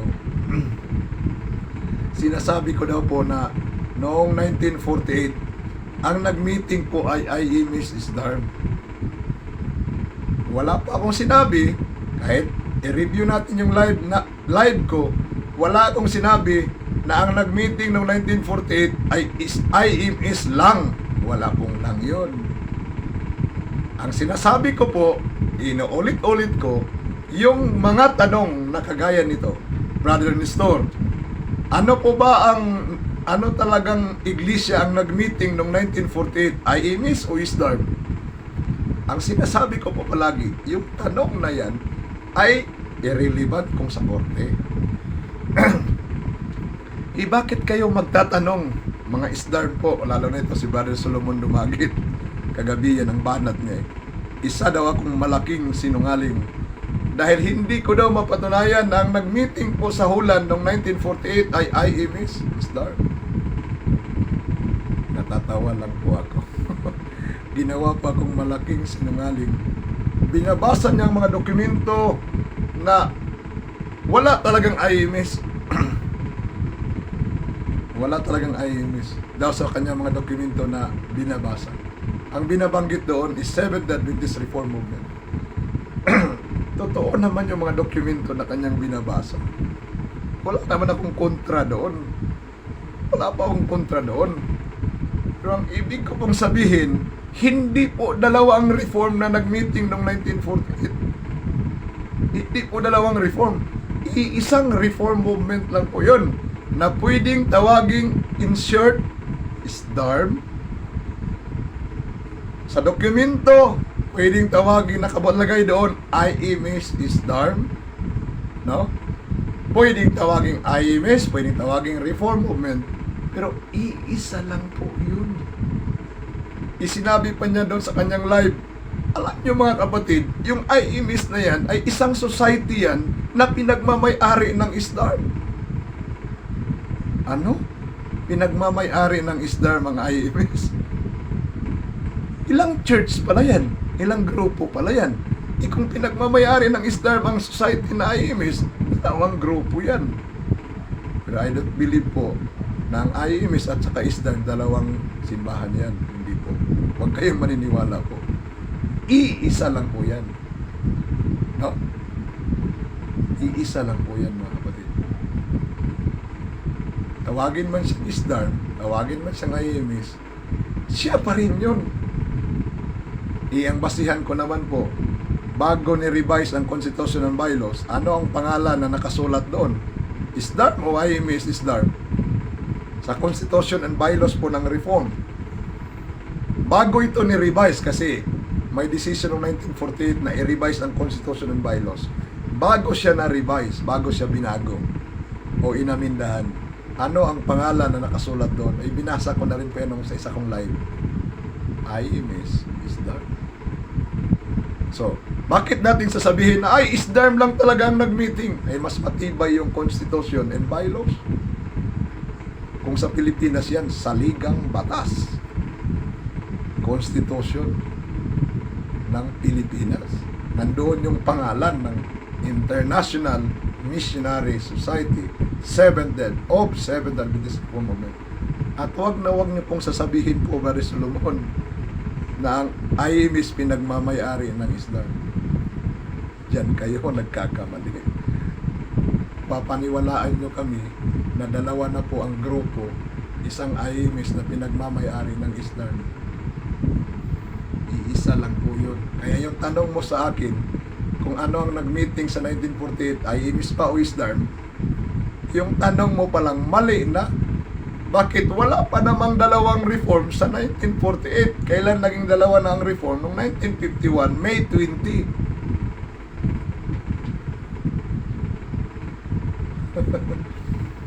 Oh, ginagawa niyo akong napakalaki kong sinungaling. Meron pa akong bagong na-discoveryhan ngayon. Napanood ko yung presentation ni Idel Suarez Jr. sa American Union. Noong 1948, binigyan ng credential ng as minister si Kirchner. Sino ang nagbigay, nakapirma doon sa credential? Si Nicolisi.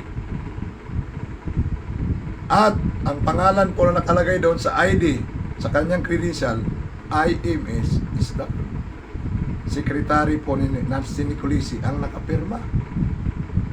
Oh. Anong pangalan nakalagay doon? IMS is done. Yan ang gusto kong makuha kay Brother Suarez. Susulat ako. Napanood ko kahapon sa kanyang presentation. No? Pinicturean ngayon ng ibang mga kapatid. Yan. So, ano ba talaga ang nag-meeting sa 1948? IMS o Eastern? Both po. Both. Bakit? Iisang church lang po yan. Eh, grabe naman kayo. Gagawin nyo ng dalawa na ang reform. Kaya ibig sabihin, 1948 pala, kung ganon ang presentasyon nyo, 1948, ay gumawa na pala ng grupo si Nicolisi, pasikrito lang. Kung ganon. Yeah? Kung ganon. Kaya pinarehistro niya sa Amerika noong 1948. O 1949, pinarehistro niya sa Amerika dahil ibang grupo na pala siya. Iyan ba yung ibig niyo sabihin? Kasi pinapalabas niyong dalawa na ang reform eh. Hindi IMS, yung STARM na yan, yun din yung IMS. Yung IMS na yan, yun din yung STARM. Yung IMS STARM, yun din yung STARM. Dahil ang STARM, kaparte yan sa buong pangalan ng reform. Kagaya po ng anak ko, sampulan ko yung anak ko. Ang anak kong pangatlo, ang pangalan niya ay Christine Daffodil Rua Maniago. Pero ang tinatawag po sa kanya ng mga classmate niya, Daffodil. Daffodil. Oh, so hindi binabanggit yung una niyang pangalan. Daffodil. Oh, yung mga kapatid naman, Daffodil. Oh, nawala. Pero yung tinatawag na Daffodil, yun yan si Christine or si Tintin. Hindi na nga binabanggit yung apelido. Ganon din sa loob ng Iglesia ng Panginoon, ang haba-haba kayo ng pangalan natin. International Missionary Society Seventh Adventist Reform Movement. Di na ngayon, dinagdagan pa natin ng church, SDA Church. Mas lalong doon humaba. Ayaw ko kung kayo mga kapatid, maniwala kayo. Kasi kagabi, nanood ako sa live niya. Sabi niya, yung International Missionary Society Seventh Adventist Reform Movement ay isang sentence yan. Isang sentence daw naman. Kasi ang sentence daw, ayon sa kahulugan ng sentence is a word or group of words that expresses a complete thought. Tinanong ko siya doon sa live niya. Mabuti nag-reply naman. Yun bang IMS of STARM is a sentence or a name? Ang sagot niya sa akin, it's both daw, both. A name and a sentence. Kayo po bahala mag-isip mga kapatid kung tama ba yun. Pero para sa akin, questionably po na it's a sentence, yung pangalan, it's a sentence daw. And, binigyan pa niya ng kahulugan yung of na pag pinagmamayari daw ng STARM, yung IMS. Pangalan yan po eh. Pangalan yan, hindi yan sentence. Mahabang pangalan. No? Ang sentence is a word or group of word that expresses a complete thought. No? Sentence. Pero pag pangalan ng iglesia, ito yung pangalan, International Missionary Society Seventh-day Adventist Church Reform Movement, o pangalan na kung inshorted, Seventh-day Adventist Reform Movement. Pero bahala na po ang final say niyan. Bahala na po yung mga nakikinig kung gaano talaga kasinungaling ito si Nestor Maniago. Pero hindi po ako guilty sa harapan ng Panginoon. Actually noon pa sinagot ko na yung mga sinasabi niya. Pero yan ang kaligayahan nila, pabayaan natin, no? So yan po mga kapatid, no? Salamat po sa inyo pong panonood. Okay, ngayon, mga kapatid, tuloy natin po yung parallel po. Pasakali lang po tayo doon, napunta tayo doon sa mga live na yon. Okay, number 16 na po tayo na parallel, mga kapatid, no? Okay, dito tayo sa number 17. Sa number 17 po, mga kapatid, sa time ni Moses, yung mga nag-rebellion, yung leaders of rebellion, was punished by God with death by opening the mouth of the earth and swallow the leaders of rebellion. Ito po yung nakakalungkot po na resulta ng rebellion, yung punishment na ginatanggap nila. Okay? So, nakakalungkot man isipin po, mga kapatid, pero wala tayong magawa dahil judgment yun ng Panginoon sa mga nag-rebellion sa time ni Moses. Ang malungkot lang din po doon is nadamay po yung mga supporter at pati yung mga sympathizers nadamay po. No, nadamay po sila. Hindi lang po 100 tao yun, libo-libo na mga tao yun ang nadamay. No, dahil po sa rebellion na ginawa ni Korah, ni Datan, ni Abiram. Ang tanong po, ano ang parallel nito sa atin? Anong parallel nito sa atin? No? Sa atin po, wala namang literal na punishment na patay talaga. Sa ating panahon, wala naman pong ganun kagaya sa panahon ni Moses. Na actual talaga, yung visible na makikita mo yung effect, yung resulta po ng kasalanan. Noon, yung nag-rebelde sa panahon ni Moses, pinatay talaga ng ating Panginoon. Ano naman ang sinisimboluhan nito ngayon sa ating panahon? Anong sinisimboluhan po nito? Okay. Sa ating panahon po, noon kung pinapatay po o pinaparusahan ng Diyos ang mga nag-rebelde ng kamatayan, sa atin naman po, mga kapatid, yung leaders of rebellion is, ayon po sa deklarasyon, disfellowship talaga yan. Matispilo talaga. Kaya yung patay po noon, sa atin, spiritually, it's the disfellowshipment. Now, disfellowshipment, okay, by the majority of the delegates and with the presence of the leading brethren due to their rebellion. Kaya hindi po totoo yung sinasabi ni Brother Peter o ni Mr. Peter Kayong Kayuhin na iniisip ni Kosel at ni Mueller, ni Ringelberg, na pag na-disfellowship si Nicolisi, Labrick, and Stewart, ma-overthrow o maalis na sa kanila ang kanilang religious and administrative authority. Hindi yun ang reason po. Hindi yun ang reason o advance na nag-isip sila Kosel. Hindi po.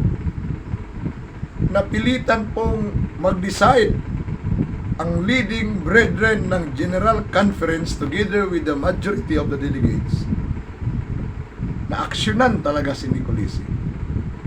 Tatlo yun silang inaksyonan po. Si Nicolisi, si Stewart, at si Labrick. Tatlo sila. Kung sa panahon ni Moses, tatlo din yun. Si Korah, si Datan, si Abiram. No? Si Korah yung pinakapuno. Si Nicolisi naman yung pinakaulo ng rebellion sa 1951. Siya po yung nag-lead po doon. Si Korah sa panahon ni Moses. Pero hindi po sila pinatay physically. Spiritually po. No? Inisisyonan po sila ng mga leaders na i-disfellowship. Ang tanong, mali po ba yung pag-disfellowship sa kanila sa General Conference level? General Conference level. Pero hindi pa yun umabot sa kanilang local church. Hindi ba po? Paano po kung ang local church po, kung saan na-member doon si Nicolisi, hindi sasang-ayon sa decision ng mga leaders? Wala pong magawa. Yung sa baba na yun, no? Kung sakaling hindi man sila sasang-ayon sa decision ng delegado, ay magiging rebellion din sila. Volume 3, page 492, ang General Conference decision is the highest authority that God has on the earth. Kaya, pag ang mga local church hindi magrespeto sa decision ng General Conference, madadamay din po sila. Madadamay sila. Kaya sabi po ni Mr. Peter Kayong-Kayuhin, na null and void po yung disfellowship ni Nicolisi. Sa kanya lang po yun, anong tawag nito? Allegation na null and void. Ang tanong, magmula noong 1951, nagkasama pa ba sila Nicolisi at si Cosil ng mahabang panahon? Hindi na po. Ang last nilang pagsasama, yung nagkaharap-harap sila sa korte. Nagkaharap sila sa korte. Yun ang last nilang pagsasama. At yun, nagkahiwalay na po sila ng landas. Si Nicolisi nagpatuloy sa bago niyang organisasyon. May comments po dito na nag-form po sila ng bagong organisasyon. Ay hindi po yan matanggap, Brad. Hindi yan matanggap ng M51 na ang kanilang binuo ni Nicolisi ay bago. Hindi nila yan matanggap. Hindi naman natin sila pipilitin na tanggapin nila. Pero ang katunayan, yung organisasyon ni Nicolisi, bago talaga yun. Bago. Bakit ko nasabi pong bago? Malakas ang paniniwala ko na bago. Dahil nung bago sila nag-organize, wala mang lay down of offices na nangyari sa kanila kung sila yung luma. Di ba? Tanungin natin sila, bago sila nagpili ng 7 nominating committee, kailan sila nag-lay down? Sige daw. Siyempre, sa normal na organisasyon, bago magpili ng mga nominating committee, see to it na naka-lay down na lahat. Kailan nag-lay down ang mga officers ni Nicolisi? Bago sila nagpili ng 7 nominating committee, anong pizza? Sabi ni Brother Peter sa akin, May 22, nag-lay down sila. Pero nagpili sila ng 7 nominating committee, May 20, the advance. Rebellion nga. Rebellion nga. Sino nagbigay sa kanila ng authority? Yung chairman? Ang Panginoong Diyos? Hindi po. Ang Diyos ay Diyos ng kaayusan. Yung ginawa ng 11 delegates, wala po yun sa kaayusan. Maging yung laman ng kanilang deklarasyon, wala din sa kaayusan yun. Laman noon ay kaguluhan. Because yung laman ng declaration is by force. Wala po sa process ng tamang order yung laman ng declaration. Mga kapatid. No? Kaya, noong kailan po dinisfellowship si Nicolisi na sinasabi ni Brother Peter sa kanyang comments, iniisip kasi ni Nicolisi at ni Mueller, ni Labrick, na pag na-disfellowship si Nicolisi, ma-overthrow o maalis na sa kanila ang religious and administrative authority. Wow! Iniisip daw nila ko sila. Hindi pa na-disfellowship yun iniisip daw nila na pag na-disfellowship. Pero wala tayong magawa mga kapatid dahil sila po ay na-aksyonan talaga sa General Conference level po. Ngayon, ang tanong, sabi nila, illegal daw yun. Anong illegal? Basahin niyo po ang original na bylaws ng Reform Movement. Mayroon pong authority ang General Conference to disfellowship a member na mayroong sufficient ground according to the Bible and the testimonies. And what the 11 delegates had done during the session is hindi yun naayon sa Bible and testimonies. Then that is a case of rebellion. Documents number 38. Dito po sa documents number 38, declaration po ito ng mga leaders, leading brethren of the General Conference ng 1948. Permado po ni Nicolisi, permado ni Cosil, ng mga GC Committee, permado. Nang sino mang mag-akusa, mag-criticize ng mga leaders o leading brethren, no? Mga lahat gagawa ng mga publications with kung ano yung hindi magandang resulta, either directly or indirectly, they are considered as rebels. Documents number 38. Sinamari ko na lang po yun.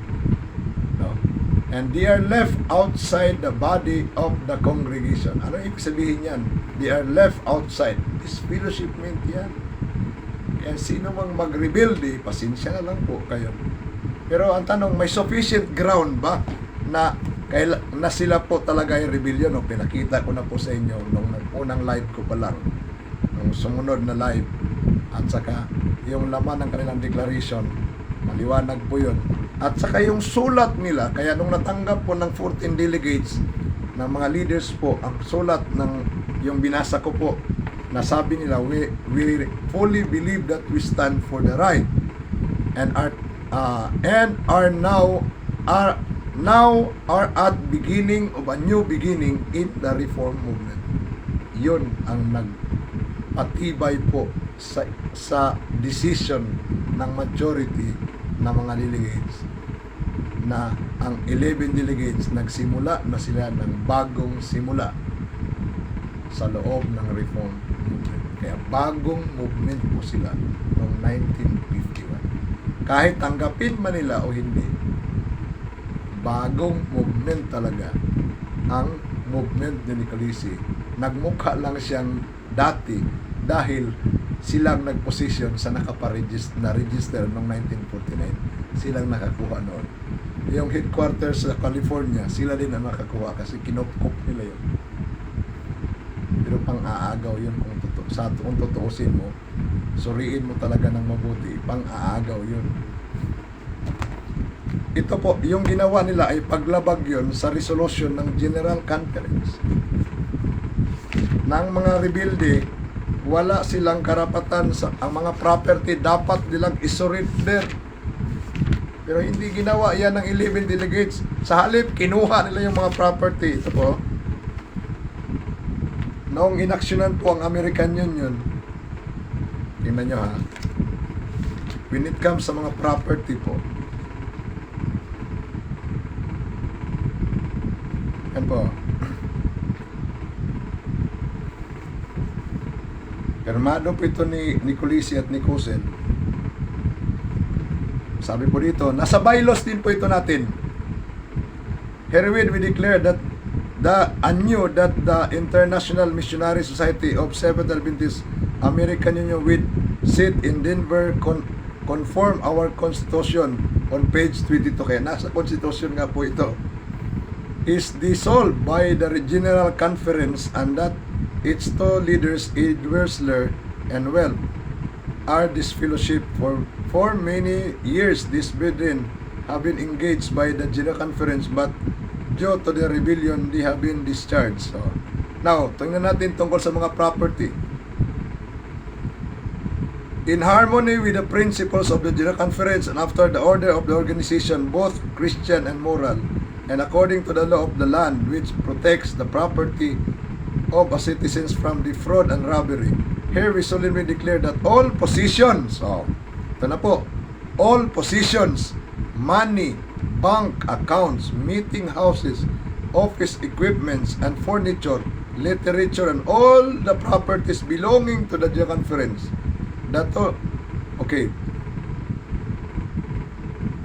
That two discharged ministers, Dressler and Weld, together with Brother Kramer, Istabel, obliged to return all property belonging to the American Union together with the treasurer's books and balance to the General Conference. So lahat po ng mga property na pinanghahawakan nila, i-submit nila sa General Conference dahil sa kanilang rebellion. Pero ang ginawa ni Nicolisi, baliktad eh. Yung wala sa kanya, kinuha nila lahat. Kinuha lahat. No? Kinuha nila lahat. Kaya isang paglabag pa rin yun sa Constitution and bylaws. Yung ginawa ni Nicolisi na sinulatan lahat ng mga unions para makuha ang lahat ng mga property, mga kapatid. No? Kaya yan po ang nakakalungkot na history sa loob ng reform movement. Kaya grabe talaga ang nangyari sa 1951 hanggang 1952. No? Kaya po mga kapatid, salamat sa ating Panginoon. Ako nagpapasalamat po ako sa Panginoon na ang American Union nakabalik. Isa na lang po ang hinahantay ko na makabalik, yung nag-rebellion ng 1951 na magbalik loob kagaya ng American Union nung nag-submit sa General Conference. Hanggang ngayon, kaisa natin sila, yung American Union. Pero yung nag-rebellion ng 1951 hanggang ngayon, lumalaban pa rin sa pamunuan. Dahil nakuha nilang headquarter at ng registration. Doon sila nang haawang. Pinapalabas nila na umalis tayo sa Church of God. No? Dito lang yan sa kanilang kaisipan. Sa isip lang po nila yun. Na umalis si Cosel sa Isdar, sa bayan ng Diyos. Hindi po, hindi siya umalis. Okay. Salamat po sa Panginoon. No? So, napahaba na po yung live natin. Maraming salamat po sa inyong comments. No? Sabi po sa isang comment sa isang viewer natin, when deform anyo reformation, ini pahat Dimitro Nicolisi son involved. Kasama doon, tama. Kasama si Nicolisi John doon. And after a few years, John Nicolisi organized Isdar again. Ibig sabihin, yung anak ni Nicolisi umalis din sa Isdar at nag-organize din siya ng bago. Sinundan din niya yung yapak ng papa niya. Nag-rebellion yung papa niya, siya nag-rebellion din doon sa organisasyon na binuo ng papa niya. Sino naman kaya ang susunod gagawa? Ang dami na ngayon. So, sa Isdar, marami na ngayon. Lumabas na naman sa Isdar, bubuo din daw sila ng bagong organisasyon. Meron na ngayon dito sa Pilipinas. Ang dami. Okay, talagang palagi kayong supalpal mga Isdar leaders. Maawa naman kayo sa mga innocenting members nyo. Salamat po. No? Salamat po sa pag-appreciate po ninyo. Okay? Talagang kawawa po yung mga innocent members. Kagabi yung mga nanood doon, paniwala talaga sila na ako'y napakalaking sinungaling. Okay lang po yun. Hindi pa ako masasaktan yan. Sanay na po ako yan. Noon pa yan. Oh. Pero pag nagkikita kami sa personal, parang wala lang. Pero ako po ay napakalaking sinungaling. Kayo na po bahala maghusga po. No? Good evening po, Pastor from Maraco, Rapica. Thank you so much, sister. Thank you po. At least na nakapanood po kayo ngayon. No? Panoorin nyo na lang po yung ibang mga live po natin para okay, meron pa pong isang comments po dito. Gusto ko pong basahin. From Midil Baisak. Okay, meron pa palang isa sa taas.